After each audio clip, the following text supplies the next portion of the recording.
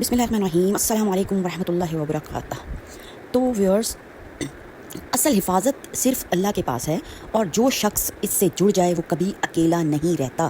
ماشاء اللہ، سبحان اللہ، اللہ اکبر۔ بے شک بے شک بے شک مسلمان ہونے کے لحاظ سے ہم اس بات پر پورا جو ہے وہ یقین رکھتے ہیں۔ تو ویورز، کیا ہے نا کہ دنیا جو ہے نا وہ ایک آزمائش کی جگہ ہے، جہاں ہر طرح کے لوگ موجود ہیں۔ کچھ نیک جو اللہ کے راستے پر چلتے ہیں، اور کچھ ایسے جو غلط راستہ اختیار کر کے دوسروں کو نقصان پہنچانے کی کوشش کرتے ہیں۔ تو ویورز، کیا کرنا ہے نا، ہمیں ایسے ماحول میں خوف زدہ ہونے کے بجائے، پریشان ہونے کے بجائے، سمجھداری یہ ہے کہ انسان اپنی حفاظت کے لیے جو ہے مضبوط روحانی بنیاد اختیار کرے۔